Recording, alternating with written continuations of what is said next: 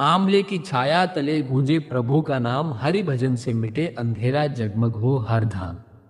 राधे राधे, हरे कृष्णा प्रिय मित्रों, आप सभी को पुण्य फलदायिनी आमल की एकादशी व्रत की हार्दिक शुभकामनाएं।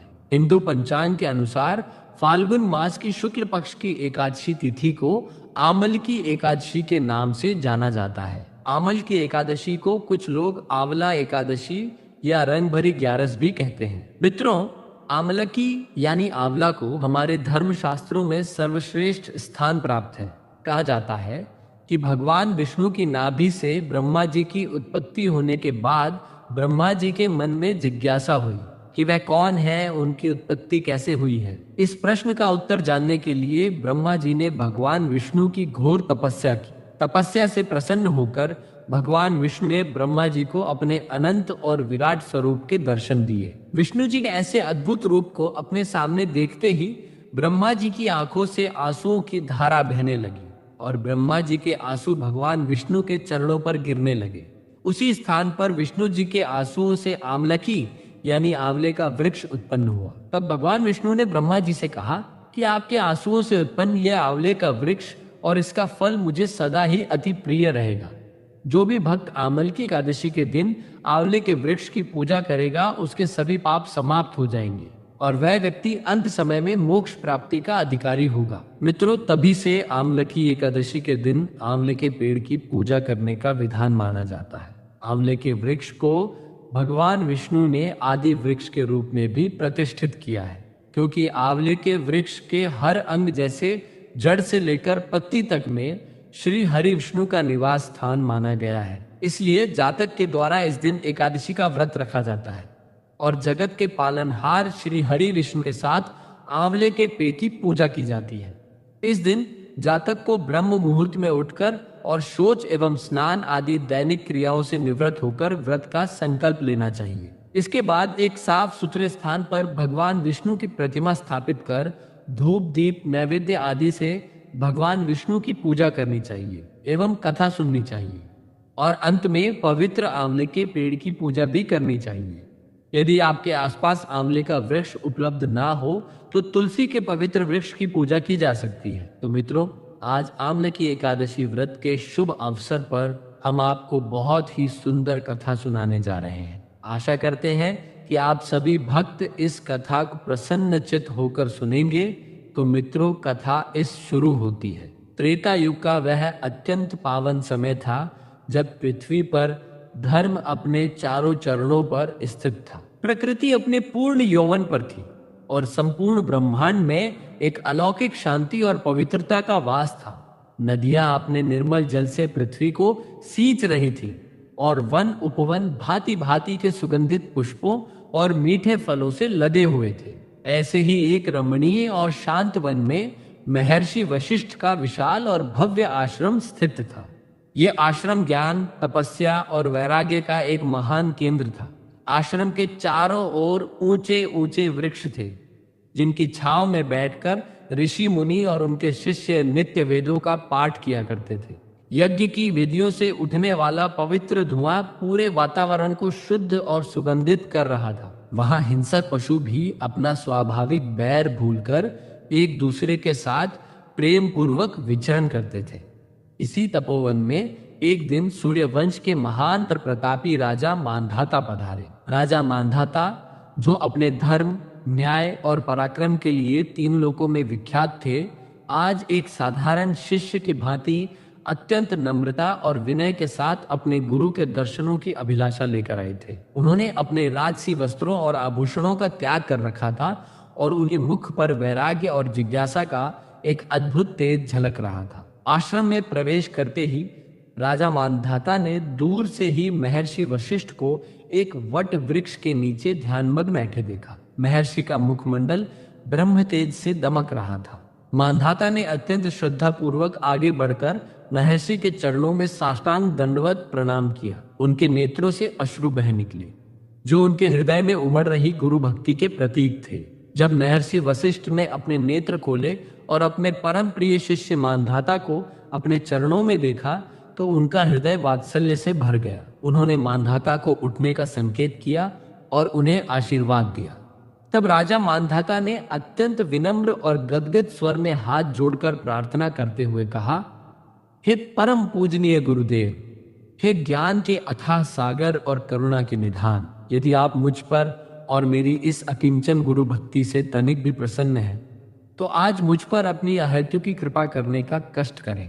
हे भगवान, मैंने इस संसार के अनेक सुखों को भोगा है, राज्य का संचालन किया है, परंतु मेरे हृदय की प्यास अभी तक बुझी नहीं है। यह संसार जन्म और मृत्यु के अमरत चक्र में फंसा हुआ है और मैं इस नश्वर संसार के बंधनों से मुक्त होना चाहता हूँ। अतः हे गुरुदेव, मैं आपके श्रीमुख से किसी ऐसे परम कल्याणकारी, उत्तम और मोक्षदायिनी व्रत की कथा श्रवण करना चाहता हूँ जिसके प्रभाव से मेरे समस्त संचित पाप नष्ट हो जाए, मेरा अंतःकरण शुद्ध हो जाए और अंत समय में मुझे भगवान श्री हरि के परम धाम की प्राप्ति हो।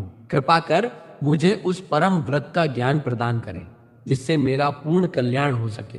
अपने शिष्य मानधाता की इस निर्मल, धर्मयुक्त और आत्म कल्याण की भावना से ओतप्रोत जिज्ञासा को सुनकर महर्षि वशिष्ठ अत्यंत प्रसन्न हुए।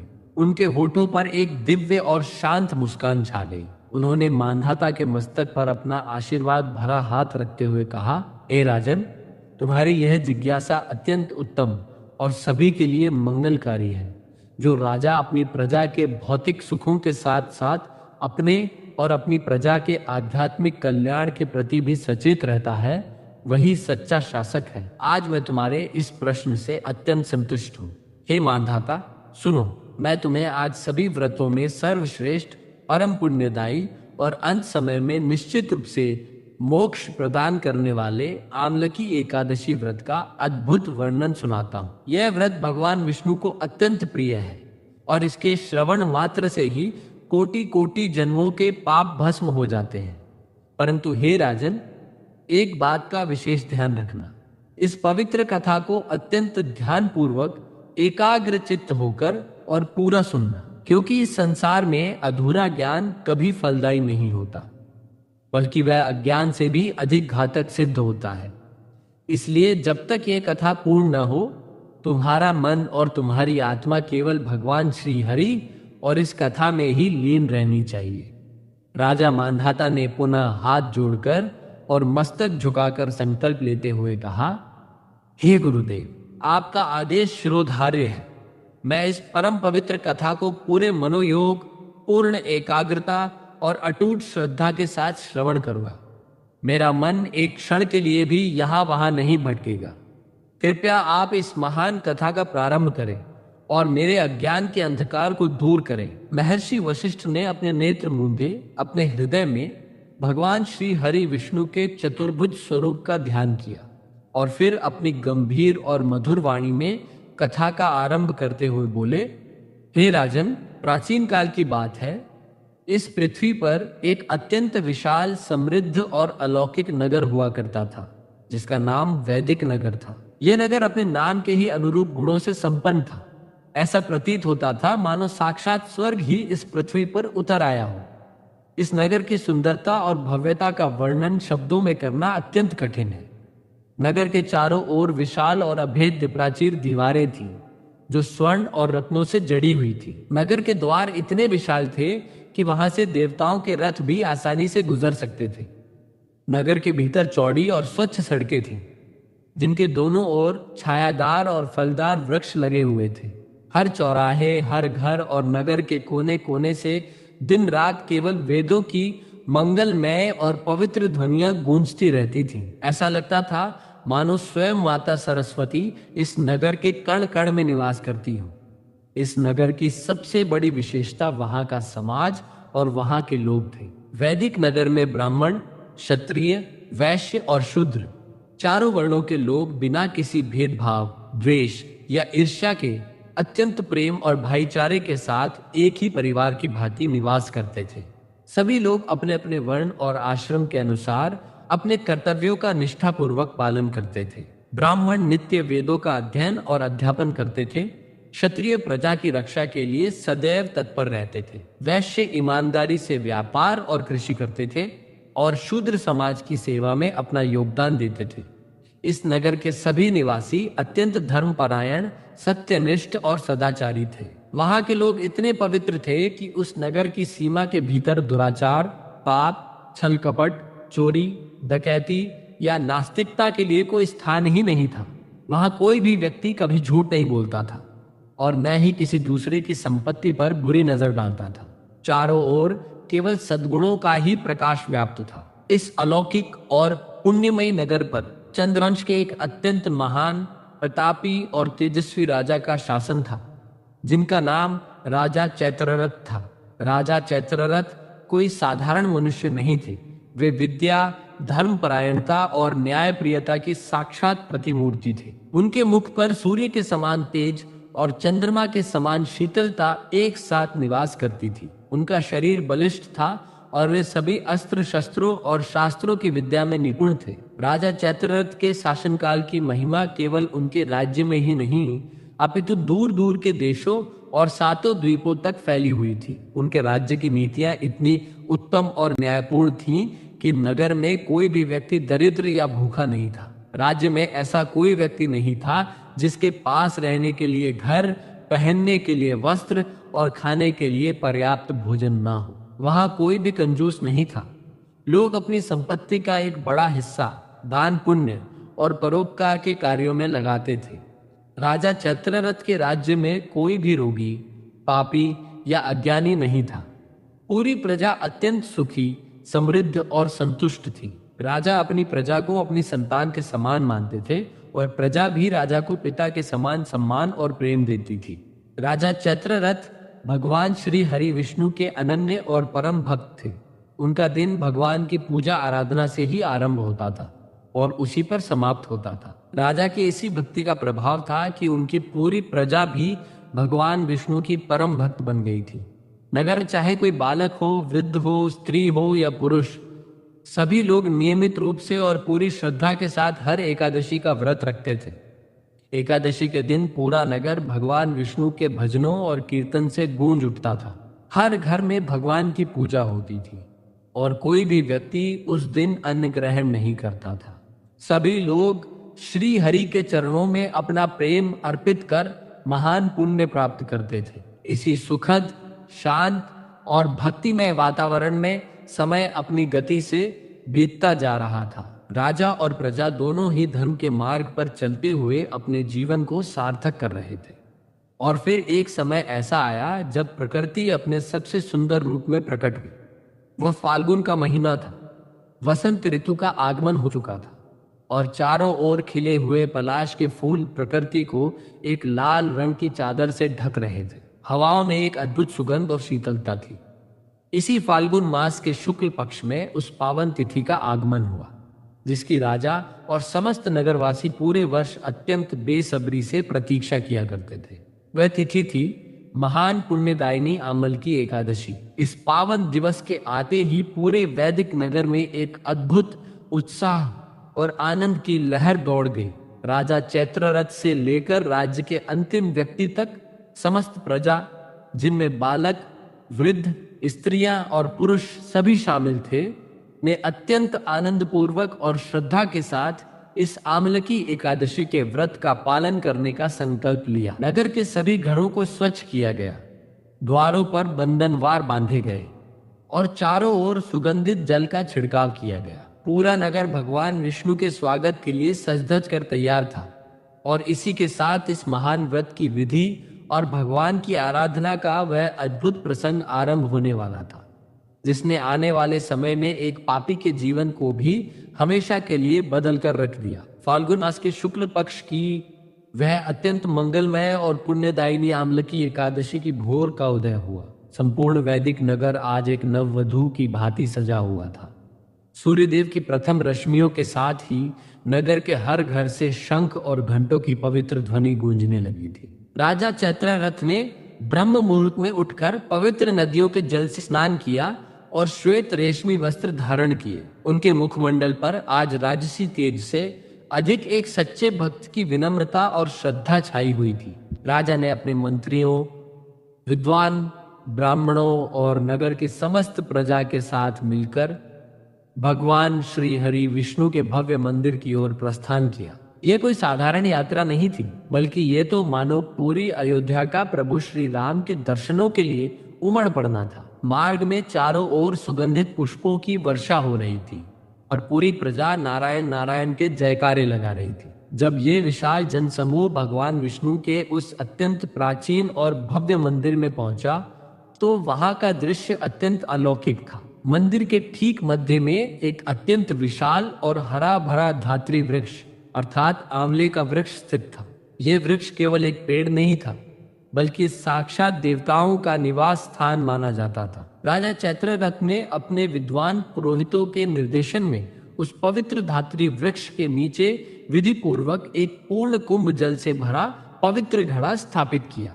उस कुंभ के जल में पवित्र नदियों का आवाहन किया गया और उसे पल्लव तथा नारियल से सजाया गया। इसके पश्चात राजा ने अत्यंत भावपूर्ण हृदय से धूप, दीप, नैवेद्य, चंदन और बहुमूल्य पंचरत्न अर्पित कर उस धात्री वृक्ष का षोडशोपचार पूजन आरंभ किया। वातावरण में कपूर और चंदन की सुगंधी फैल गई और वेद मंत्रों की ध्वनि से दिशाएं पवित्र हो उठी। पूजन की विधि संपन्न होने के पश्चात राजा चैत्ररथ ने दोनों हाथ जोड़कर नेत्र बंद करके उस परम पवित्र आंवले के वृक्ष की स्तुति करना आरंभ किया। राजा अत्यंत गदगद स्वर में बोले, हे धात्री, तुम साक्षात ब्रह्म का स्वरूप हो। तुम्हारी उत्पत्ति स्वयं जगत पिता ब्रह्मा जी के अंश से हुई है। तुम इस चराचर जगत के समस्त पापों और संतापों का समूल नाश करने वाले हो। मैं तुम्हें बारंबार प्रणाम करता हूँ। हे वृक्षराज, भगवान श्री रामचंद्र जी ने भी तुम्हारा सम्मान किया था और तुम्हारे नीचे विश्राम किया था। मैं अत्यंत दीन और अकिंचन भाव से तुम्हारी प्रार्थना कर रहा हूँ। कृपया मेरी ये छोटी सी अर्जी स्वीकार करो और मेरे जन्म जन्मांतर के समस्त पापों को भस्म कर मुझे शुद्ध कर दो। राजा की इस करुण पुकार को सुनकर वहां उपस्थित समस्त प्रजा के नेत्र भी सजल हो उठे और सभी ने एक स्वर में उस धात्री वृक्ष को नमन किया। दिन ढलने लगा और जब सूर्य अस्ताचल को चला गया, तब एकादशी के उस पावन व्रत का सबसे महत्वपूर्ण चरण आरंभ हुआ, रात्रि जागरण। मंदिर के विशाल प्रांगण में हजारों की संख्या में भक्तगण एकत्रित थे। वहां असंख्य दीप जलाए गए, जिससे अंधकार पूरी तरह से पराजित हो गया। ढोल, मंजीरे और मृदंग की थाप पर भगवान श्री हरि विष्णु के भजनों और कीर्तन की अमृत वर्षा होने लगी। कोई भगवान के अवतारों की कथाएं सुना रहा था, तो कोई उनके नाम का संकीर्तन कर रहा था। उस रात्रि ऐसा प्रतीत हो रहा था मानो साक्षात बैकुंठ लोक धरती पर उतर आया हो और देवता भी अदृश्य रूप में वहां उपस्थित होकर उस अलौकिक जागरण का आनंद ले रहे हो। परंतु इस भक्तिमय और सात्विक वातावरण से बिल्कुल विपरीत उसी समय मंदिर के द्वार पर एक अत्यंत मलिन और पापी जीव का आगमन हुआ। वह एक बहेलिया था, जिसका पूरा जीवन केवल निर्दोष पशु पक्षियों की हत्या करने और मांस का भक्षण करने में बीता था। वह स्वभाव से अत्यंत क्रूर, हिंसक और दुराचारी था। दया या धर्म का एक भी कण उसके हृदय में नहीं था। किंतु विधाता की लीला अत्यंत विचित्र होती है। उस दिन उस बहेलिये को पूरे वन में भटकने के बाद भी कोई शिकार नहीं मिला था। भूख और प्यास के कारण उसके प्राण कंठ तक आ गए थे। थकान से चूर और व्याकुल होकर भोजन की तलाश में वह भटकता हुआ अनजाने में ही उस भगवान विष्णु के मंदिर तक आ पहुंचा था। मंदिर के भीतर प्रवेश करते ही दीपों की चकाचौंध और भक्तों की भीड़ देखकर वह सहम गया। अपने मलिन वस्त्रों और पापी स्वरूप के कारण उसे वहां जाने में संकोच हो रहा था। इसलिए वह चुपचाप मंदिर के एक अंधेरे कोने में जाकर छिपकर बैठ गया। उसकी शारीरिक भूख अत्यंत तीव्र थी, परंतु जैसे जैसे रात्रि बीतने लगी, मंदिर में गूंज रहे भगवान विष्णु के मधुर भजन और आमले की एकादशी के महात्म्य की कथाएं उसके कानों में पड़ने लगी। वह अत्यंत ध्यान से उन कथाओं को सुनने लगा। श्री हरि के नाम की महिमा और उस पवित्र वातावरण का ऐसा अद्भुत प्रभाव हुआ कि वह बहेलिया अपनी भूख, प्यास और थकान सब कुछ भूल गया। वह एकटक उस धात्री वृक्ष और भगवान की मूर्ति को निहारता रहा। इस प्रकार उस परम पापी बहेलिये ने अनजाने में ही सही, परंतु अन्य महान भक्तों की भांति ही उस आमलकी एकादशी की पूरी रात्रि बिना कुछ खाए पिए भगवान के नाम का श्रवण करते हुए जागरण में बिता दी। प्रातःकाल होने पर जब सूर्योदय हुआ और जागरण समाप्त करके सभी भक्त अपने अपने घरों को लौट गए, तब वह बहेलिया भी अपने घर चला गया। वहां जाकर उसने अपना भोजन किया और फिर से अपने उसी पुराने सांसारिक और पापमय जीवन में लग गया, ये जाने बिना कि बीती रात उसने अनजाने में कितना महान पुण्य अर्जित कर लिया था। समय अपनी गति से बहता रहा और वह पापी बहेलिया, जिसने अनजाने में ही सही परंतु उस परम पावन आमलकी एकादशी का व्रत और रात्रि जागरण पूर्ण कर लिया था, अपने उसी पुराने और सांसारिक जीवन में पुनः लौट गया। वह फिर से वनों में जाकर निर्दोष पशु पक्षियों का आखेट करने लगा और अपने उसी क्रूर स्वभाव के वशीभूत होकर पाप कर्मों में लिप्त रहने लगा, यह जाने बिना कि उस एक रात्रि के अनजाने जागरण और भगवान श्री हरि विष्णु के नाम संकीर्तन के श्रवण मात्र से ही उसके जन्म जन्मांतर के संचित घोर पाप भस्म हो चुके थे और उसके भीतर पुण्यों का एक ऐसा विशाल बीज बोया जा चुका था जो सही समय आने पर एक वटवृक्ष बनने वाला था। वर्ष बीतते गए और उस बहेली के जीवन का कालचक्र धीरे धीरे अपनी पूर्णता की ओर अग्रसर होने लगा। वृद्धावस्था ने उसके शरीर को जकड़ लिया, उसकी आंखों की ज्योति क्षीण हो गई और उसके वे हाथ जो कभी क्रूरता से धनुष की प्रत्यंचा खींचकर बाण चलाया करते थे, अब निर्बल होकर कांपने लगे थे। अंततः वह दिन भी आ पहुंचा जब नियति के विधान के अनुसार उस बहेलिये की सांसारिक यात्रा का अंतिम क्षण आ गया और उसके प्राण इस नश्वर शरीर को त्याग कर परलोक की ओर प्रस्थान कर गए। यद्यपि उसका पूरा जीवन पाप और जीव हत्या में बीता था, परंतु आमलकी एकादशी के उस अनजाने प्रभाव के कारण यमदूतों ने उसे कोई कष्ट नहीं दिया, अपितु उसे एक दिव्य और सुखद अवस्था की प्राप्ति हुई। मृत्यु के उपरांत उस एक एकादशी के महापुण्य के फलस्वरूप उस साधारण और मलिन बहेलिये की आत्मा को किसी नीच योनि में जाने के बजाय एक अत्यंत उच्च और कुलीन घर में जन्म लेने का सौभाग्य प्राप्त हुआ। विधाता के विधान और श्री हरि की असीम कृपा से उस बहेलिये ने अपने अगले जन्म में चंद्रवंश के एक अत्यंत प्रतापी, धर्मनिष्ठ और शूरवीर राजा विदुर के घर में उनके पुत्र के रूप में जन्म लिया। राजा विदुर का राज्य अत्यंत विस्तृत और समृद्ध था, परंतु वे लंबे समय से एक सुयोग्य उत्तराधिकारी की प्रतीक्षा कर रहे थे। जब महारानी के गर्भ से इस पुण्यशाली बालक का जन्म हुआ तो पूरे राज्य में आनंद और उल्लास की लहर दौड़ गई। राजा ने ब्राह्मणों को प्रचुर धन, गौ, स्वर्ण और वस्त्र दान किए और पूरे नगर को दीपों तथा तोरणों से सजाया गया। विद्वान ज्योतिषियों और कुलगुरुओं ने जब बालक के ग्रह नक्षत्रों की गणना की तो वे आश्चर्यचकित रह गए और उन्होंने भविष्यवाणी की कि यह बालक कोई साधारण मनुष्य नहीं है, अपितु यह जन्मजात पुण्यशाली, अत्यंत बुद्धिमान और असाधारण पराक्रमी सिद्ध होगा।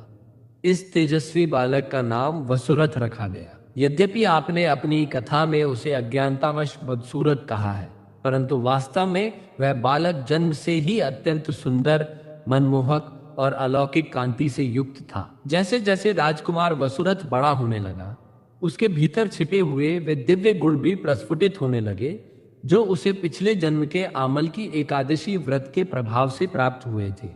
बाल्यावस्था से ही उसका मन अस्त्र शस्त्र की विद्या के साथ साथ शास्त्रों के गूढ़ ज्ञान को अर्जित करने में लगता था। गुरुओं के आश्रम में रहकर उसने बहुत ही कम समय में वेदों, वेदांगों, नीति शास्त्रों और युद्ध कला में ऐसी निपुणता प्राप्त कर ली जो बड़े बड़े महारथियों के लिए भी दुर्लभ थी। युवावस्था की दहलीज पर कदम रखते ही वसुरथ एक ऐसा शूरवीर और आकर्षक राजकुमार बन गया जिसकी वीरता और प्रशासनिक कौशल की चर्चाएं दूर दूर के राज्यों में होने लगी। जब राजा विदुर वृद्ध हो गए तो उन्होंने अपने इस सुयोग्य और धर्मपरायण पुत्र वसुरथ का राज्याभिषेक कर उसे राज्य का पूरा भार सौंप दिया और स्वयं वानप्रस्थ आश्रम ग्रहण कर वन की ओर चले गए। राजा वसुरथ ने जब सिंहासन संभाला तो उनके राज्य की सीमाएं और भी अधिक विस्तृत हो गई। उनके पास एक विशाल और अजेय चतुरंगिणी सेना थी जिसमें हजारों हाथी, घोड़े, रथ और पैदल सैनिक थे।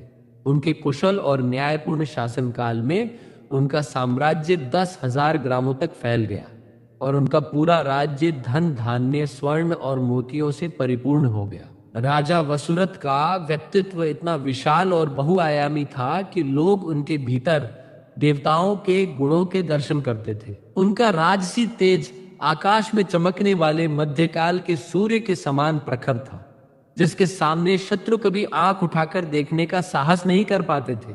परंतु अपनी प्रजा के लिए उनकी कांति और व्यवहार पूर्णिमा के शीतल चंद्रमा के समान मनोहर और शांतिदायक था। शास्त्र ज्ञान, धर्मपरायणता और प्रजा पालन के मामले में उनकी तुलना साक्षात भगवान विष्णु से की जाती थी, और क्षमाशीलता में वे माता पृथ्वी के समान असीम धैर्यवान थे।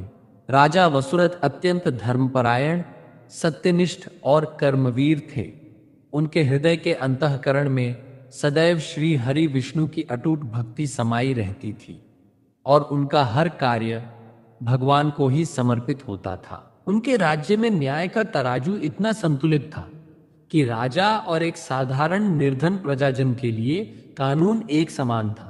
वे अपनी समस्त प्रजा को बिना किसी भेदभाव के अपने पुत्रों और पुत्रियों के समान पालते थे, और उनके सुख दुख का व्यक्तिगत रूप से ध्यान रखते थे। दान देना राजा वसुरथ का नित्य और सबसे प्रिय कर्तव्य था। उनके महल के द्वार से कोई भी याचक कभी खाली हाथ नहीं लौटता था, चाहे वह स्वर्ण मांगे या अन्न। उनकी इसी दानशीलता, न्याय प्रियता और धर्म कर्म के कारण उनकी ख्याति 10 दिशाओं और 7 समुद्रों पार तक फैल गई, और वे अपने समय के सबसे लोकप्रिय, शक्तिशाली और आदर्श चक्रवर्ती सम्राट बन गए, जिनके राज्य में चारों ओर केवल सुख, शांति और नारायण के नाम की गूंज थी। चक्रवर्ती सम्राट राजा वसुरथ का धर्ममय शासन चारों दिशाओं में अपनी कीर्ति की धवल पताका फहरा रहा था, जिसके फलस्वरूप संपूर्ण राज्य में सुख, शांति और समृद्धि का अभूतपूर्व साम्राज्य स्थापित हो चुका था।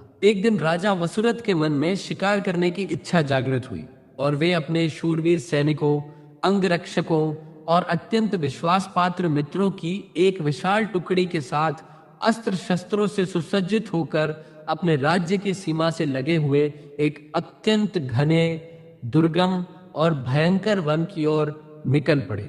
वह वन इतना सघन था कि उसके भीतर दिन के समय भी सूर्य की किरणें मुश्किल से ही पृथ्वी तक पहुंच पाती थीं। चारों ओर ऊंचे ऊंचे वृक्षों, कंटीली झाड़ियों तथा भयंकर जंगली जानवरों की गर्जनाओं के कारण एक डरावना वातावरण बना रहता था। राजा और उनके सैनिक उस वन में प्रवेश कर हिंसक और खूंखार पशुओं की खोज में बहुत गहरे उतर गए। आखेट के उस उत्साह और वन की भूल भुलैया जैसी पगडंडियों के बीच देवयोग से एक ऐसी घटना घटी जिसकी किसी ने कल्पना भी नहीं की थी। राजा वसुरथ अपने सैनिकों की टुकड़ी से बिछड़ गए और उस विशाल और भयंकर अरण्य में पूरी तरह से मार्ग भटक गए। दिशाओं का ज्ञान न रहने के कारण वे अपने अश्व को वन के और भी अधिक दुर्गम और अज्ञात हिस्सों की ओर दौड़ाते चले गए, यहाँ तक कि उनके आसपास उनका एक भी सैनिक या सेवक नहीं बचा। दिन भर की उस कठिन घुड़सवारी, भयंकर गर्मी और वन की उमस के कारण राजा वसुरथ का बलिष्ठ शरीर अब बुरी तरह से थकान से चूर हो चुका था।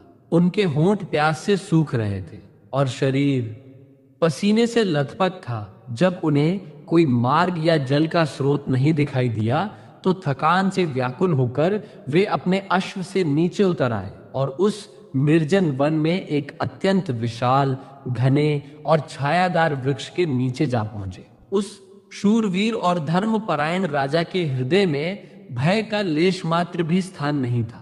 इसलिए उस भयंकर और हिंसक पशुओं से भरे वन में भी वे निशंक और निडर होकर अपनी तलवार को सिरहाने रखकर उस वृक्ष की ठंडी छांव में शयन करने लगे और शीघ्र ही गहरी निद्रा में लीन हो गए। नियति का खेल अत्यंत विचित्र होता है। उसी समय वहां पहाड़ों और कंदराओं में निवास करने वाले अत्यंत क्रूर, हिंसक और निर्दयी म्लेच्छों, जंगली लुटेरों का एक विशाल दल वहां आ पहुंचा। उनका स्वरूप अत्यंत भयानक था। उनके बाल बिखरे हुए थे, आंखें क्रोध और हिंसा से लाल थी और उनके हाथों में भाले, फरसे, कुल्हाड़ियां और अत्यंत तीक्ष्ण बाण थे। वे म्लेच्छ अपने जीवन यापन के लिए निर्दोष यात्रियों को लूटने और उनकी हत्या करने का घोर पाप किया करते थे। जैसे ही उन म्लेच्छों की दृष्टि उस विशाल वृक्ष के नीचे एकांत में सो रहे राजा वसुरथ पर पड़ी, तो वे उन्हें तुरंत पहचान गए और खुशी तथा प्रतिशोध की आग से उत्साहित होकर जोर जोर से शोर मचाने लगे। उन्होंने एक दूसरे से कहा कि यह कोई और नहीं बल्कि वही दुष्ट और अत्याचारी राजा वसुरथ है, जिसने अपने राज्य से हमारे अपराधों के कारण हमें खदेड़ दिया था। यह वही राजा है जो हमारे माता पिता, पुत्र पौत्र और अनेक सगे संबंधियों का संहारक है, जिसने हमारे पूरे कबीले को नष्ट कर हमें इस घने वन में दर दर भटकने पर विवश कर दिया है। प्रतिशोध की ज्वाला में जलते हुए वे म्लेच्छ अत्यंत क्रोध से भरकर चिल्लाने लगे कि आज विधाता ने स्वयं हमारे इस सबसे बड़े शत्रु को हमारे हाथों में सौंप दिया है, इसलिए इसे किसी भी मूल्य पर जीवित नहीं छोड़ना चाहिए।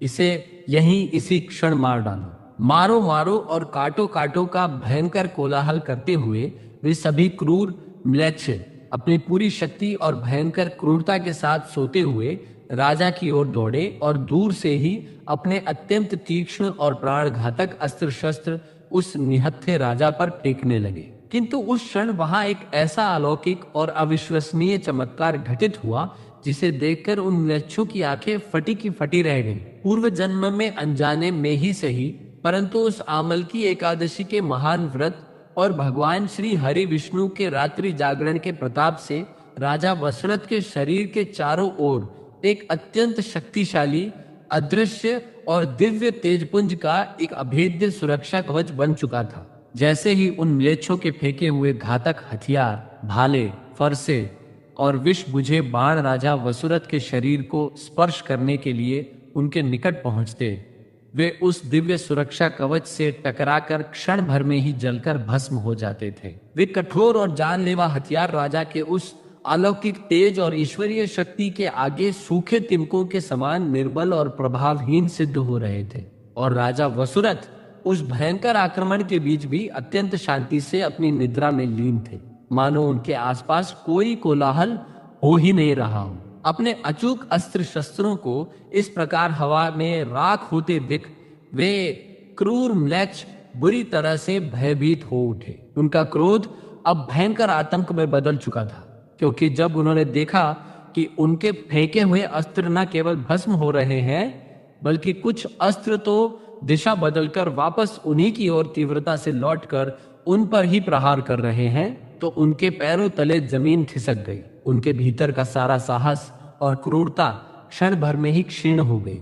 उनके शरीर कांपने लगे और उस ईश्वरीय चमत्कार के भय और अपनी ही शक्ति के क्षय के कारण वे एक एक करके मूर्छित होकर उसी वन की भूमि पर निर्जीव से होकर गिरने लगे। उसी क्षण जब वे भयंकर और क्रूर म्लेच्छ अपने ही अस्त्र शस्त्रों के प्रहार से आहत होकर और राजा वसुरथ के उस ईश्वरीय तेज से बुरी तरह भयभीत होकर मूर्छित अवस्था में वन की भूमि पर गिर रहे थे, तभी राजा के शरीर से, जो भगवान श्री हरि विष्णु की असीम कृपा और पूर्व जन्म के उस पर पावन आमलकी एकादशी व्रत के महान पुण्यों से ओतप्रोत था, अचानक एक अत्यंत अद्भुत, अलौकिक और चकाचौंध कर देने वाले दिव्य तेज का प्रस्फुटन हुआ, जिसने उस सघन और अंधकारमय वन को भी मध्याह्न के सूर्य के समान प्रकाशित कर दिया।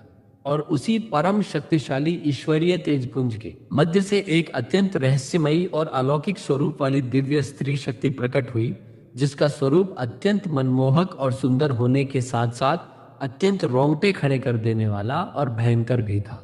उस तेजस्विनी देवी ने अत्यंत दिव्य आभूषण और लाल वस्त्र धारण किए हुए थे, परंतु उसकी भ्रिकटी क्रोध से अत्यंत टेढ़ी हो चुकी थी और उसकी अग्नि के समान धधकती हुई विशाल और लाल आंखों में शत्रुओं के विनाश का भयंकर और प्रलयनकारी क्रोध स्पष्ट रूप से झलक रहा था। उसके हाथों में अनेक प्रकार के दिव्य अस्त्र शस्त्र सुशोभित थे और उसकी उस रौद्र और विकराल छवि को देखकर ऐसा प्रतीत हो रहा था मानो स्वयं साक्षात महाकाली या प्रलय की अधिष्ठात्री काल देवी ही उन पापी और क्रूर म्लेच्छों के समूल संहार के लिए उस निर्जन वन में अवतरित हो गई हो।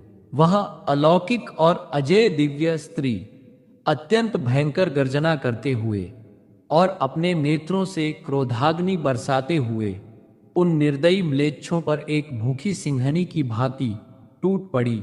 और देखते ही देखते पलक झपकते ही उसने उन सभी मूर्छित और अर्धचेतन अवस्था में पड़े हुए असंख्य शत्रुओं को अपनी तलवार और पाश से काट काट कर पूरी तरह से निर्बल और छिन्न भिन्न कर दिया। क्षण भर में ही उस भयंकर वन की भूमि उन क्रूर म्लेच्छों के रक्त से लाल हो गई और उस देवी ने समस्त शत्रुओं का एक ही झटके में संहार कर उन्हें सदा सदा के लिए काल के गाल में सुला दिया। जब ये सारा प्रलयंकारी दृश्य शांत हो गया और वह अलौकिक शक्ति अपना कार्य पूर्ण करके उसी दिव्य तेज के साथ अंतर्धान हो गई, तब उस घने वृक्ष के नीचे सो रहे राजा वसुरथ की वह गहरी और शांत निद्रा टूटी और वे अंगड़ाई लेते हुए अपने शयन से उठ खड़े हुए। परंतु जैसे ही उन्होंने अपनी आंखें खोली और अपने चारों ओर का दृश्य देखा तो वे पूरी तरह से अवाक रह गए। राजा ने देखा कि उनके चारों ओर उन भयंकर, क्रूर और हिंसक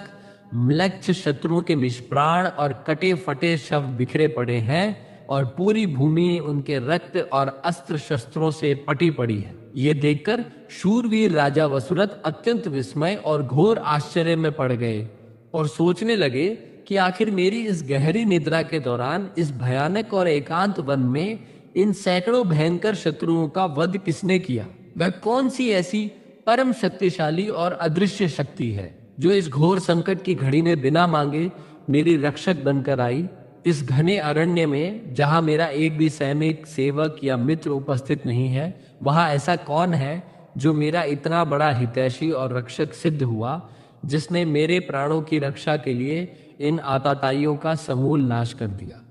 राजा वसुरथ अभी इन विस्मयकारी और उलझे हुए विचारों में ही पूरी तरह से खोए हुए थे और उस अज्ञात रक्षक को मन ही मन ढूंढने का प्रयास कर रहे थे कि तभी अचानक उस शांत वन के ऊपर आकाश मार्ग से बादलों की गड़गड़ाहट के समान एक अत्यंत मधुर, गंभीर और दिव्य आकाशवाणी चारों दिशाओं में गूंज उठी, जिसने राजा के रोम रोम को पुलकित कर दिया। उस आकाशवाणी ने कहा कि हे राजन वसुरथ, तुम व्यर्थ ही आश्चर्यचकित हो रहे हो और इस संसार में अपने रक्षक को ढूंढ रहे हो। इस चराचर जगत में और इस मृत्युलोक में किसी भी मनुष्य की सहायता करने वाला, उसके प्राणों की रक्षा करने वाला और उसे हर महासंकट से उबारने वाला यदि कोई परम सत्य है तो वह केवल और केवल सर्वशक्तिमान जगत पालक भगवान श्री हरि विष्णु ही है। यह उन्हीं की अहेतुकी कृपा और तुम्हारे पूर्व जन्म में एक बहेलिये के रूप में अनजाने में ही सही, परंतु पूर्ण रात्रि जागरण के साथ किए गए उस परम पवित्र आमलकी एकादशी के महान व्रत का ही अचूक फल है, जिसके प्रभाव से भगवान नारायण ने स्वयं एक दिव्य स्त्री शक्ति के रूप में प्रकट होकर तुम्हारे प्राणों की रक्षा की है और तुम्हारे इन समस्त शत्रुओं का नाश किया है। यह ईश्वरीय आकाशवाणी और अपने पूर्व जन्म के उस महान पुण्य का रहस्य सुनते ही राजा वसुरथ की आंखें भगवान विष्णु के प्रति असीम श्रद्धा, प्रेम और कृतज्ञता के आंसुओं से छलक उठी और उनका हृदय भक्ति के महासागर में गोते लगाने लगा। उन्होंने वहीं वन की भूमि पर लेटकर भगवान श्री हरि को साष्टांग दंडवत प्रणाम किया और गदगद कंठ से नारायण की महिमा का गुणगान करते हुए तथा उस परम पावन आमलकी एकादशी व्रत को कोटि कोटि धन्यवाद देते हुए अपने सुरक्षित राज्य की ओर प्रस्थान कर गए। अपने राज्य और राजधानी में वापस पहुंचकर राजा वसुरथ ने अपने परिवार, मंत्रियों और प्रजा को ये सारा अद्भुत वृत्तांत सुनाया, जिसे सुनकर सभी नगरवासी भगवान विष्णु की जय जयकार करने लगे। इसके पश्चात राजा ने अपने जीवन काल में और भी अधिक धर्म, न्याय और भगवत भक्ति के साथ अपने विशाल साम्राज्य का सुखपूर्वक शासन किया।